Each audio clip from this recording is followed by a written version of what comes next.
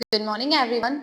First of all, a very happy new year to you all, and I wish you a very happy and joyful and prosperous in your life. Okay? So इसी wish के साथ आज हम लोग अपनी class continue करेंगे और हम लोगों ने एलसीएम एचसीएफ की डेफिनेशन पढ़ ली थी, एक एक एग्जांपल्स भी उसके लगा लिए थे. अब उसके फर्दर क्वेश्चंस हम आगे देखेंगे. ओके, फर्स्ट ऑफ ऑल है find the LCM of the following. हमें इनके एलसीएम्स फाइंड करने हैं. ओके, एलसीएम से हम जानते हैं लोवेस्ट और लीस्ट कॉमन फैक्टर, मतलब सबसे छोटी डिजिट से पहले हमें इसको डिवाइड करना होता है. ठीक है, जैसे अब 15 है, 15 की सबसे छोटी डिजिट कौन सी है एक्सेप्ट 1, 1 को इग्नोर करके. सबसे छोटी डिजिट कौन सी है जिससे 5 डिवाइड हो जाती है? किसकी टेबल में आ जाता है? 2 के में तो नहीं आता है, 3 के में आ जाता है. ओके, यहाँ पे क्या हो जाएगा, कितने टाइम्स आता है? 5 टाइम्स. ओके, नेक्स्ट 25, 3 की टेबल में तो नहीं आता है. ठीक, तो उसको एज इट इज लिख लेंगे. ठीक, फिर अब 5, जो 5 है वो सबसे छोटी कौन सी डिजिट में आता है? या तो 1 में आता है या तो फिर डायरेक्ट वो 5 में आ जाता है.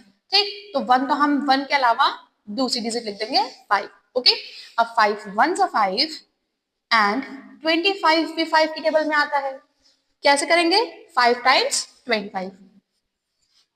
ओके, अब हमें एक बार और आ गया है हमारे पास, तो हम फिर से 5 को यहाँ पे लिख लेंगे. Here 1 and 1. अब हमारे पास जहां 1 1 आ जाता है तो हम समझ लेते हैं कि हमारी पूरी जो डिजिट्स है वो डिवाइड हो चुकी है. ठीक, हम फर्दर डिवाइड उसको और नहीं करते हैं. अब हमारे पास जो यहाँ पे आ चुके हैं हम इसको यहाँ पे एज इट इज लिख लेते हैं. 3 मल्टीप्लाई 5 मल्टीप्लाई 5. ठीक, अब यहाँ पे आ गया. जब हम इसको फर्दर मल्टीप्लाई करेंगे तो कितना हो जाएगा? 5 5 जा 25, 25 3 जा 75. क्लियर? मुझे टेबल याद थी तो मैंने उसको क्विकली कर लिया है, बट आप लोगों को अगर याद हो तो वेरी गुड, और नहीं है तो उसको नॉर्मली 3 5 जा 15 एंड 15 5 जा 75. Okay, rest of your homework. अब हम देख लेते हैं दूसरा question. Find the HCF of the following. ठीक, फर्स्ट है 64, सेकंड है 48. हम चाहे तो इसको साथ में भी कर सकते हैं और हम इजीली इसको करने के लिए क्या करते हैं, अलग अलग इसके फैक्टर्स निकाल लेते हैं. जैसे 64 का फैक्टर कौन कौन सा है? पहले तो 1 होता है, बस इसको इग्नोर ही करते हैं, बट आप लोग लिख लीजिए 1 2, 3 के में नहीं आता, 4 5 के में नहीं आता, 6 में नहीं आता, 7 में नहीं आता, 8 में आता है. ठीक, अब 8 के बाद 9 में नहीं आता, 10 में नहीं आता, 11 में नहीं आता है, 12 में हम लोग देखते हैं नहीं, 12 में भी नहीं आता है, 13 और फर्दर क्वेश्चंस में नहीं आता है. अब वो डायरेक्ट किस में आ जाता है? या तो 32 में आ जाता है, या तो सॉरी 32 से पहले आप 16 भी कर लीजिए इसको, क्योंकि 16 4 जा 64 होता है ना, तो 16 में आता है, फिर 32 में आ जाता है, फिर उसके बाद डायरेक्ट वो 64 में आ जाता है. ठीक है, एक बार हम लोग क्रॉस चेक कर लेते हैं.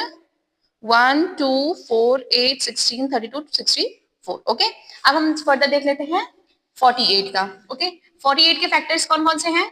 1 2 3 4, not 5, 6, not 7, 8, not 9, not 10, not 11, direct 12,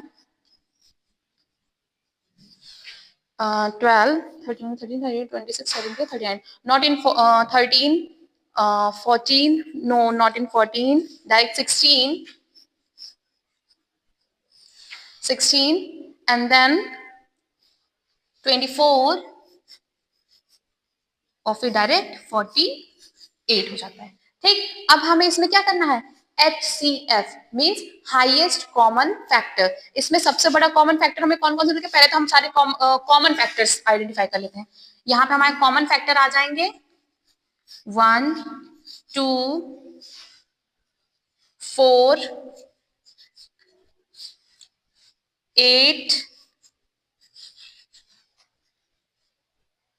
16